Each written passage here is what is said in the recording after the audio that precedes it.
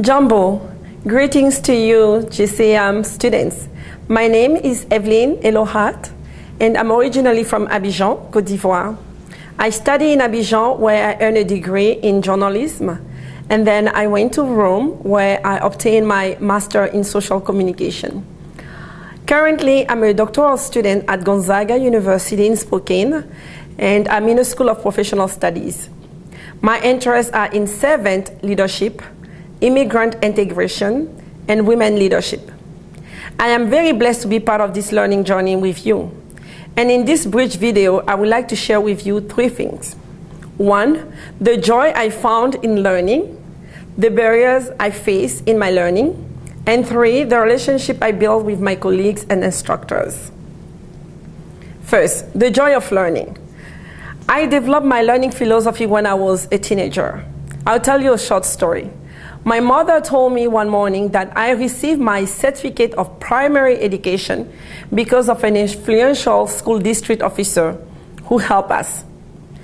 The day I heard that comment, I promised myself that I will never study because my mom is telling me to do so, and I will never study because my professors are asking me to do so. I will study for myself.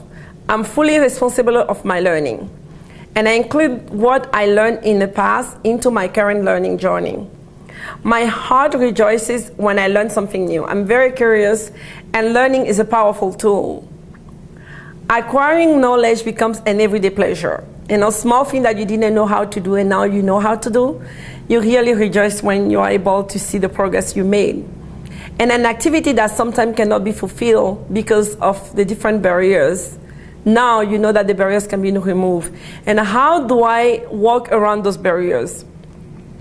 So my classes are held in the evenings, so from 6 to 10 p.m. And it's very difficult because my daughter goes to bed very early.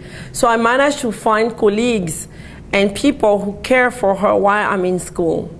The second thing is that my professors use the Blackboard, and it was very difficult for me to learn how to use the online environment for my learning, and how to post messages and how to reply to my instructor. So I just observe how my instructor reply to the students and how the student who did, for instance, a master here use Blackboard. So by observing and by asking questions, I was able to reply and to use effectively the Blackboard tools.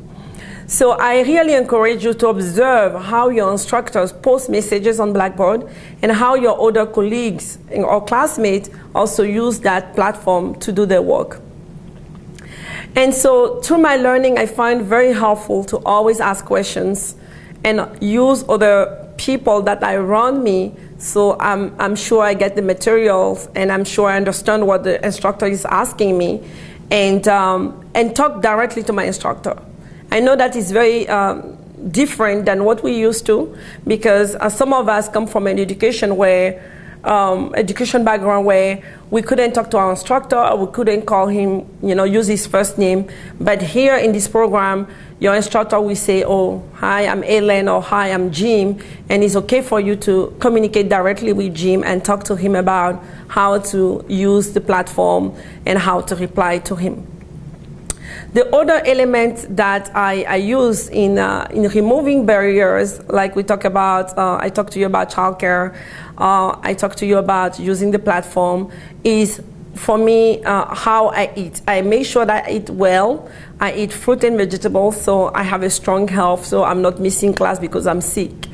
And the other element is I sleep really enough hours a night, so I'm fresh in the morning, so I'm not too tired, and more effective learner that way.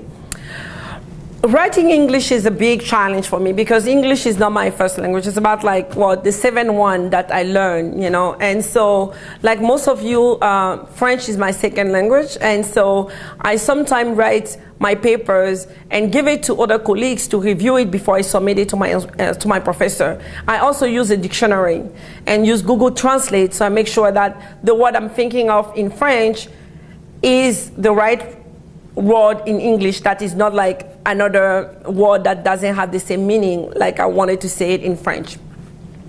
And always I set time to write. and read, and I reread. So when I have a book, I don't only read the book one time, I will read it twice or 3 times, you know, during the course of my learning. So I'm not thinking, okay, I read this and that's it. No, there's always something new when I come back to read the book or the material for the second time that pop up. So I'm very encouraged, you know, in the way I do my reading, because I know that there's something new will come up. So I encourage you to read and reread, and ask other people to read also your papers.